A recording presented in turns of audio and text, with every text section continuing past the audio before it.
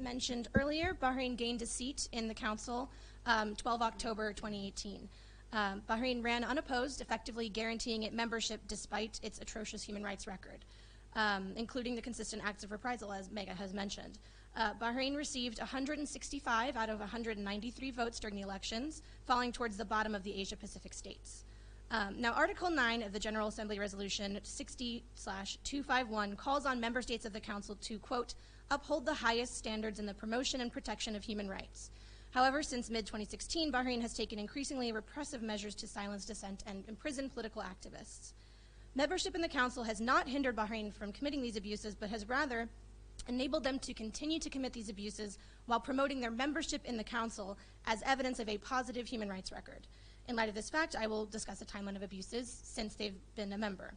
So on 12 October, they became a member of the Council. Less than a month earlier, Shia Bahrainis were arrested during Ashura ceremonies in more than 20 villages when they were raided by security forces. When Bahrain won its election, at least 14 of these individuals were still detained on charges of, quote, indulging in abusive activities to cause chaos. 4th of November, the Bahraini High Court of Appeal overturned the acquittal of political prisoner and former opposition Sheikh Ali Salman and sentenced him to life in prison on political charges of espionage. On 28 January, this was upheld by the Court of Cassation. He has now exhausted all domestic remedies and has a life sentence in prison.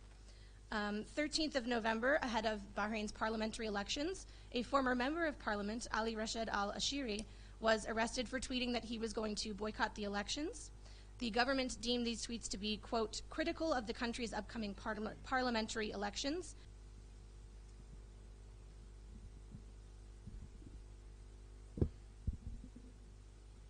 Bismillah ar-Rahman ar-Rahim. The dictatorship in Bahrain have tailored democracy to serve their purpose.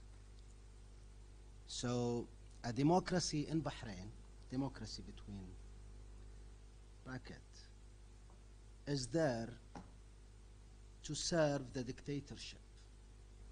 That's the bottom line. In 2001, when our people voted 98.4% to transform Bahrain to a constitutional monarchy,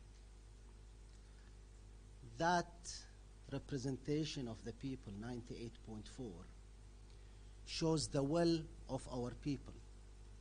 They wanted a democracy where they elect their parliament representative, elect their government, and basically have a say in their fate, manage their resources, decide their future. And clearly United Nations mentioned that people have the right for self-determination. The failure of the ruler started in 2002 when he imposed the 2002 constitution, giving himself all the power, and tailored a parliament to serve him.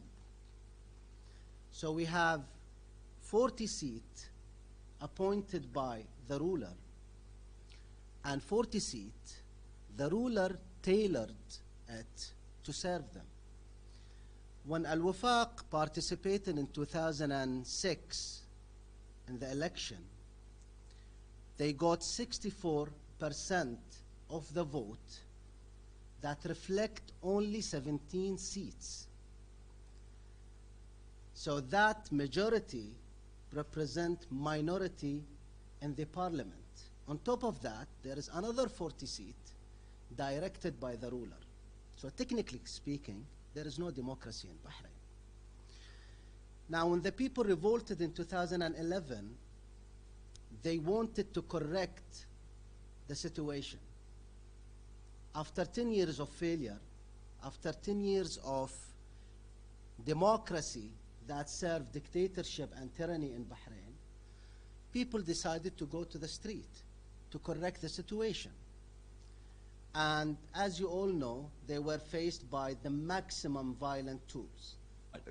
Quite a good job at recognizing that trend at the thematic level, and often recognizing the way in which this is done through subtle means in terms of targeting NGOs under laws that don't explicitly look like they're cracking down on dissent, targeting funding and other forms of restrictions. So I think one thing that we can see in Bahrain is that the government is much less sophisticated than that, because they're not going in the way that several other states are for these indirect means of targeting civil society. We're literally talking about a government that has shut down independent media, that has choked off the existence of any political opposition, and in which civil society organizations can't operate.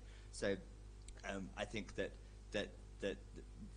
the stories that we've just heard should affront us somewhat in just thinking how much of an outlier Bahrain is in terms of the repressiveness of its tactics, and also how it doesn't even try to justify those on the basis of international human rights law. We've just seen many events at the UN in the last 12 months to celebrate the 70th anniversary of the Universal Declaration of Human Rights, and it's very difficult as human rights advocates to engage in a conversation with the government on a framework that's supposed to be universal when there is no shared language on what the parameters of acceptable state behavior should be. So just to pull on